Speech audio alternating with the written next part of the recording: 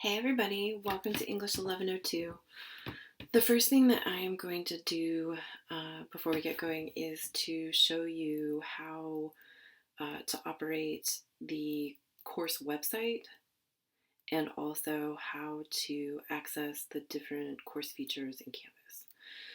So everything that we do in this class is going to run off of this website that you can navigate to at futures.mckenna-rose.org.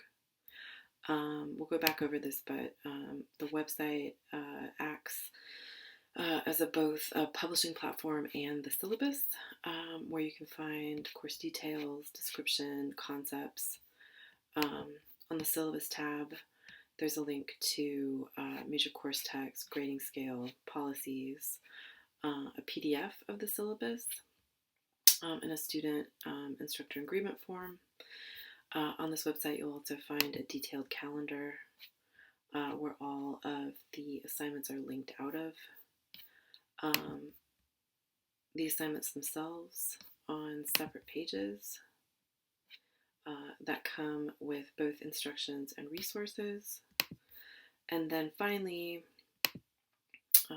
the place where you're watching this video is this section where you'll find the class plans. So for every day over the course of the semester, there will be a post in this column that details my expectations for the day. Typically, there will be one or more videos, and then also on the other column are just some reading questions and resources that will be available for all of the readings that we do. So in addition to the course website, we're also going to be using Canvas. So if you navigate to godtech.instructure.com, you will find your Canvas tiles laid out like this. And then if you just dig into the course, the home page is going to take you to this series of modules or units,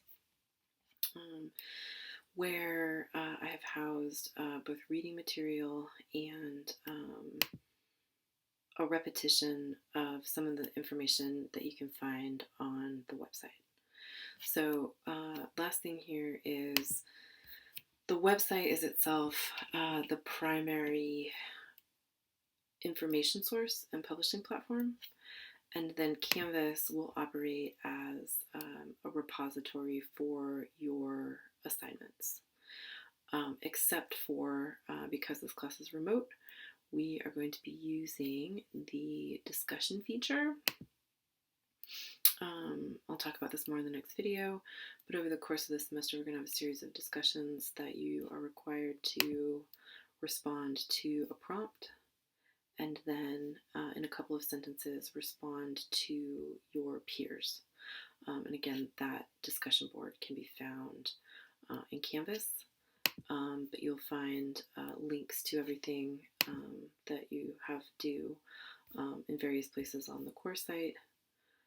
So for example, you have a discussion due tomorrow night, and you'll be directed to Canvas where you can log in, like I just showed you, into discussions, and then you click on the title of the discussion, then you see the prompt, and then you hit reply. Okay, I guess the final thing with this is easiest way to contact me is either through the inbox in Canvas or just through godtech email. And so my email address is on the homepage. It's mckenna.rose at godtech.edu. Very last note, on Mondays and Wednesdays, you can find me from 10 a.m. to 11 a.m. in this Blue Jeans room. It's a standing meeting. All right, guys. Hey, welcome back. So this is going to be the second video for today. I'm going to give you, intro to the course and to me, a little overview of woven text, which is the Georgia Tech Writing and Communication Program textbook. So just quickly, here's a little blurb about me. Um, I'm a professor in the Writing and Communication program. I got my PhD from Emory. I specialize in environmental theory, early literature, digital humanities. Um, I've been expanding into critical race studies since I got to tech, both in my research and through outreach, in terms of like community outreach and my courses. Um, and so this course is really a culmination of a lot of my interests. So you're free to read the course description, but so this course takes as its starting point the cumulative consequences of the Anthropocene, which is a fancy word for the age that we find ourselves in which humans, pose the greatest geological force on the planet. Since some of those consequences are warming, emissions, species loss, etc. And so, given this situation, the models that we've relied on to project or think about the future have become increasingly sufficient both in science and the humanities. And so, given this situation, this class will ask you to both analyze and illustrate your own concepts of the future. And so we will investigate some theoretical ideas about future and futurity, as well as some fictional ideas. Couple nuts and bolts. This class is completely asynchronous and remote. You have no, other than the due dates that I will go over in a little bit, there's no expectation that you will meet face to face or at any specific times, other than, of course, like I said before, in these Blue Jean meetings, that you follow the link to Blue Jeans. I'll show you what it looks like. Oh, I'm not sure. If you do that, it should pop up this. It'll prompt you, to load this app. Oh, here I am, looking lovely at 2 a.m. And then I'll be in the room already. And so that's how we can conduct meetings. I'm available, again, at the times listed and also by appointment. In addition to the coursework, you will also be required to respond to a series of discussion posts that you can find, like I said before, in Canvas. So our first one is going to be due tomorrow night. But more about assignments later. Let's see. If you look at the syllabus is going to give you an overview of your major course texts. Everything that we're reading and listening to in class this semester is just available either online, like our first reading, which is this essay written by Jeffrey Cohen, who was a medieval professor when he wrote this and now is the Dean of Arts and Science at University of Arizona. If things are not available on the open web, like Jameson's Wired essay and Morse Utopia, these couple of essays, the link will direct you to Canvas, where you click into Canvas, and then you can find both Nixon and Hooks available under Unit 1. So you just click on those, and then it'll bring up a PDF that you can read within the tool, or you can download, I believe, here. Okay, the only textbook that you are required to purchase is Woven Text.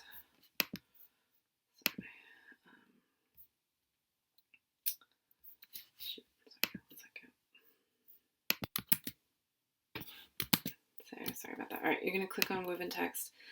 It's going to redirect you to Red Shelf, and then from here you can add to cart and purchase, right? So once you've purchased it, it will be accessible as an electronic book. And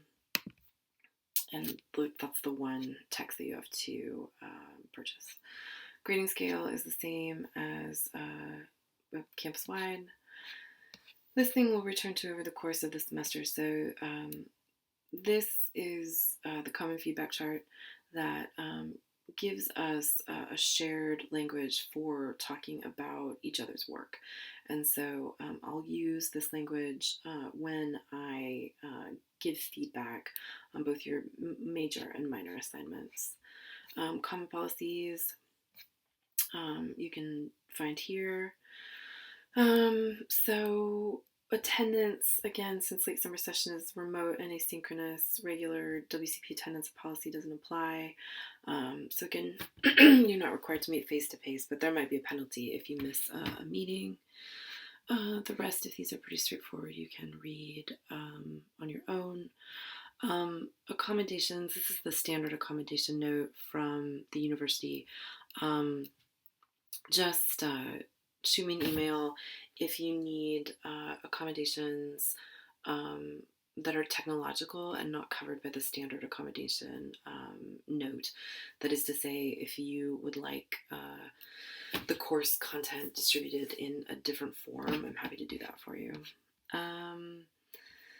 If you're unable to work with any of the text due to content, just let me know. Here's a PDF version of the course syllabus. Just a note though, while the website and syllabus might be subject to change, I won't change the PDF, which is also available in Canvas. Finally, after you take the time to read through the course website, both the website and the materials on Canvas, if you would take a minute and fill out this form, where you acknowledge that you understand the responsibilities and that you've read the syllabus, and then also you can give me permission or not to use your work in professional context. So I would never use your work on the open web or without attribution. It'd be more for training purposes. If I was, I do a lot of teaching other WCP faculty how to, for example, build websites or teach students how to make posters, and I would use maybe if permission was granted, say a poster that you produced in in a training session or in an academic essay. So okay, that's it for that. If you look at the calendar, everything that you have due is listed on the calendar and linked out, right? So woven text I'm going to talk about in a minute is linked out from here. Cohen's article that we're reading for tomorrow is linked out for here. The discussion link will send you to Canvas, etc. So if you would take a minute and work through the calendar, and then email me with any questions. And then, let me go to assignments. So over the course of the semester, you'll see that we have 3, or really 4 major assignments. So the first thing that we're going to be doing is we're going to build a poster in a digital design tool of your choice. If you click on here, it'll give you the poster instructions. The second project is a kind of creative world building project where you diagnose what you find to be the greatest threat to the continued existence of life on Earth. And then as a response to that, you invent a future where that threat has been resolved. Paying attention to the ways in which types of responses to huge problems, so for example, emissions, the white supremacist state, global pandemic, just to name a few, are complex, interlocking sets of issues. And so I'll be interested in not only ways that you address the problems, but ways in which your response is interlocking or systemic. And then finally, our last project will be a 20 by 20 SlideShare video. So you'll produce 20 of the slides in response to this prompt. So how visions for the future of Atlanta guide projects such as the Beltline, Mad Hauser's Transportation Alliance, etc. And then you will record a narrative voice over the 20 by 20 slides that are set to scroll, and then you'll hand in the video itself with an artist statement. All 1101 and 1102 courses at Tech produce these final portfolios. We'll spend all semester building the portfolio. Just a quick note, you'll, in 12 to 1800 words, make an argument about how you've grown as a communicator, and then you'll develop that argument through a reflection on a series of the major artifacts, which are supported by these things called process documents. So the process documents links are here. We'll talk a little bit more about this, but one key component to writing at Tech is an emphasis on not only how or what you write, but how you write it. And so we're committed to walking you through writing process, which is invention, drafting, collaboration, revision, and publication, right? So each of these activities is a building block that will isolate a specific skill to underpin or scaffold the major assignments. So in addition, and as I've said a couple times now, you also have a series of discussions on Canvas that are designed to, these are informal, I mean the process documents are only as fancy as you want them to be, but these prompts will help you think through the reading and kick around some ideas and interact with each other. And so that is the entirety of the assignment sequence. Finally, each day we'll turn to these class plans where you will find both the videos and an overview of the topics for covered in the reading and skills that you'll need for the projects. So for today, or whenever you complete this, I asked if you would please just, and definitely just skim the sort of intro pages in woven text, so that we could talk a little bit about some of these key concepts key to writing and communication at Georgia Tech. So the first that you'll find answers to throughout woven text is this. So what is multimodal communication? So at Tech, we think about communication through this acronym WOVEN. So the W stands for written communication, the O for oral communication, V for visual communication, E for electronic communication, and N for nonverbal communication. And we contend that all communication is always drawing on more than one, if not all, modes, and in modes in different communication contexts. One mode might be emphasized over the others, but they're all in collaboration with one another. So why does that matter? Well, over the long history of writing and orality, writing gets the type of writing that you would do, previously with like a ink and quill or whatever, or with a typewriter or with a pen, right, gets elevated above the different types of communication. But given our emphasis on rhetoric, which is the second set of questions here that you can find in the textbook, we argue that in order to be successful communicators, that you would draw on all modes of communication in order to persuade your audiences of the importance of your idea. So rhetoric is an idea developed in classical period. Aristotle argued that rhetoric is an observation of all available means of communication, which means that communication occurs within a kind of triangle, I think is a good way to think about it. And so you think about if rhetoric is specific to the context, the purpose, and the audience, then it's important to draw on not only multiple modes of communication, but to consider not only what your audience wants to hear, but what they're capable of hearing, and anticipating the best way to deliver that content. You guys probably all know this if we were in the classroom, we talk about it right now. But the three major famous appeals are ethos, so it's an appeal based on credibility; logos, based on logic and coherence; and pathos, based on emotions, beliefs, and values. We'll spend a lot of time talking about ways in which those three appeals interact, especially given that